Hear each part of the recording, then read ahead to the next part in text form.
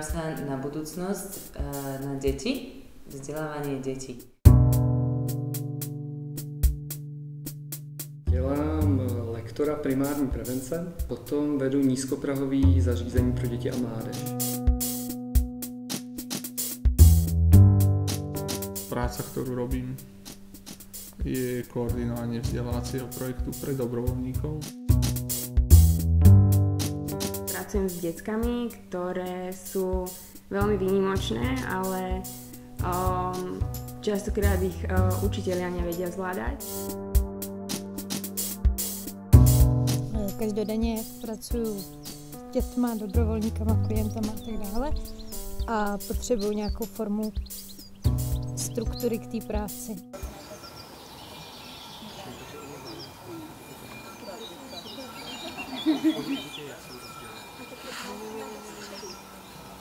Co máš okomentovat?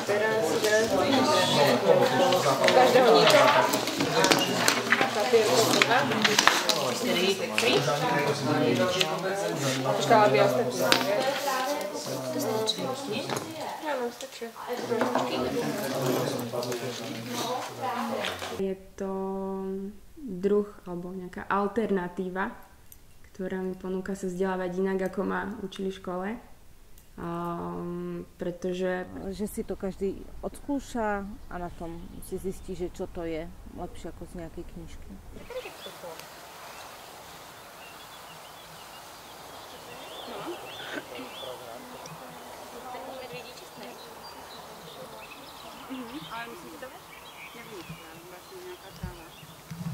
Dôležité je sa vyvíjať rôznostranne a si myslím, že práve cez tú prax, cez ten dej, cez tú komunikáciu s inými ľuďmi sa vedia naučiť tým veciam, ktoré nevieme vysvetliť slovami.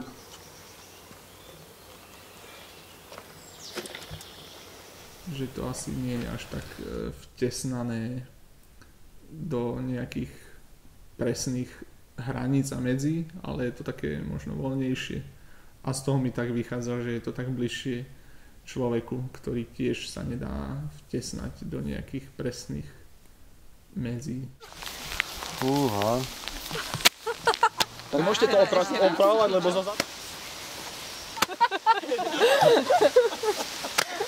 Bylo to jak kdyby pohladit na záda, poklepat na rameno, štípnout na lítko, zatáhat za ucho, v tom, když to moc nejde, a pohladit na hlavu. Není to těžké. Vy jste to tam potom někde z toho udělali nějaký to. Keď niečo prejdeš ako skúsenosť životnú, tak jednak si to precítiš na sebe, ako to naozaj je, ale precítim to, čo to znamená pre mňa, čo to môže byť pre iného človeka. Je to pre mňa jednoduchšie tiež pochopiť a potom aplikovať ďalej do svojho života.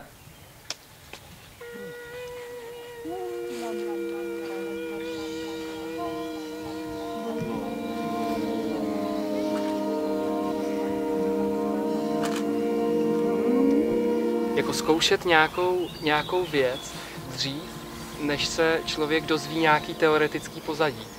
Ne obráceně, protože včera tak vlastně s nás naťukla večer s tím, kdo vede, kdy vedu a kdy jsem veden. A teď tohle bylo úplně jakoby, tak mi to evakuoval a teď jsem nad tím přemýšlel. Tak jo, tak jestli je to o to, mám teda jít a mám se toho chytit nebo ne. A už to bylo umělý, protože už jsem jakoby racionálně šrotoval, jak to mám udělat. Když kdybych nic o tom nevěděl, tak by to nějak bylo. A teď se pojďme podívat na to, co se tady stalo, z nějakého takového jako školitelského pohledu, jo? Tak... který potom budeme reflektovat, takže se nad ním zamyslíme. Jo? Aj ten kvázi pedagóg, aj ten žiak pri neformálnom vzdelávaní môžu byť viacej ľuďmi, mi to tak príde. Že ja ako ten, ktorý možno som prítomný ako ten, ktorý sprevádza pri tom vzdelávaní, mi to príde, že môžem byť viac sám sebou, viac použiť svoju kreativitu, viac tak niečo zo seba dávať. A pak se budu bavit o děvčí. A A od záměru odvádzáš konkrétně cíl. A cíl už je právě strašně, já s tím jako souhlasím, jak je to tak, že cíl už je konkrétní věc, ke které já směřuju. A záměr je ještě konkrétnější je záměr, teda to už je takovej... Já tam vnímám, že pro mě je záměr synonyma pro vizi. A cíl je měřitelný. Nie každého baví to klasické. To klasické, čo je v škole, čo nám ponúkajú stále dokola.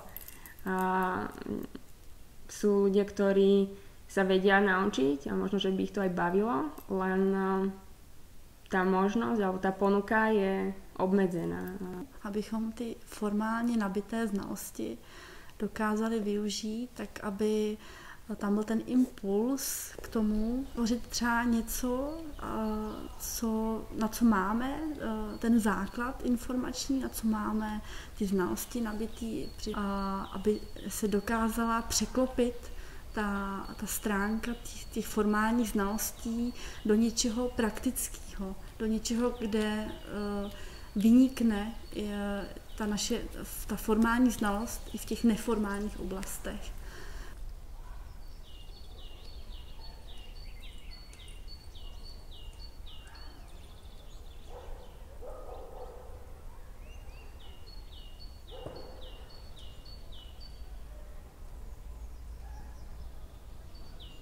Já jsem nejdřív to začala dělat a to mi dalo strašně moc, protože jsem takzvaně skočila do plující řeky, takže měla jsem si sama o sobě, že jsem něčeho schopná, že něco dokážu.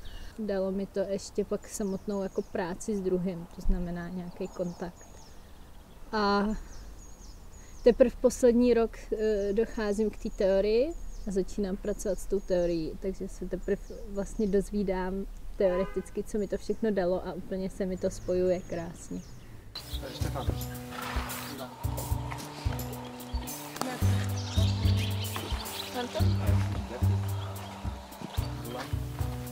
David.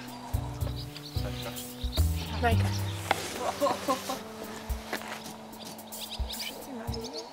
Tie veci, čo sa učíme v škole, sú ako také tie holé fakty nepoužiteľné pre život v zmysle, že môže to niekoho nabudiť, stať sa skvelým fyzikom alebo skvelým biologom, ale nedá mu kompetenciu osloviť cudzieho človeka na ulici, trénovať si tú svoju komunikačnú zložku alebo pracovať v týme, keď už sa dostane do nejakého výskumného týmu skrz tie fakty, ktoré sa naučil v škole například.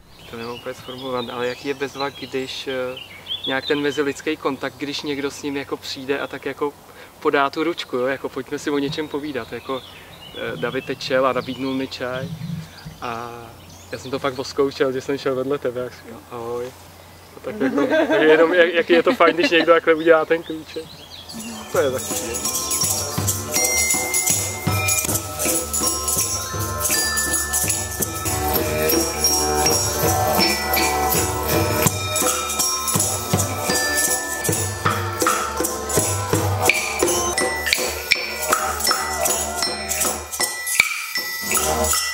Mám taký pocit aj zo seba, ale aj z ľudí, ktorí sa tomu venujú, alebo ktorí sa zúčastňujú takých tréningov, že nejak sa menia k tomu lepšiemu. K tomu lepšiemu myslím teraz, že spoznávajú sami seba lepšie, spoznávajú iných ľudí možno bližšie, také viacej vedomé prežitie svojho života.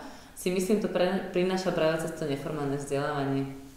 Je svobodnější, je tvořivější, dopředu nepředpokládá, nebo možná předpokládá, ale netrvá na nějakém výsledku, který z toho procesu vychází. Takže nepředpokládá tu formu, nepředpokládá to, že ten člověk vyjde jako ta váza čínská a všechno budou čínské vázy, možná s lehce jinou barvou, ale může se stát, že z toho bude čajová konvička nebo něco úplně jiného.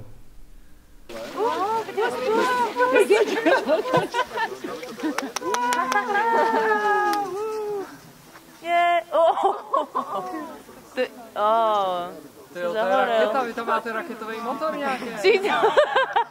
Přímo ten modrý. To je divočák. Já vám budem dát za mačičky, ale já ti to nějak. Ne, pozri, Každý máš krásný, ale... No a ten... Nie, on ide len do diálky. On jak se dostane na tu budovu, ne, jak je tam ten větřík. Ale hej, ten chudák tam trošku zakuhává. Dáme ten žlutý. Dobre. Našiel cestu. Ten náš je jako velmi dobrý. Ten náš se začal teďka nějak to... To růžové. To růžové, samotejko.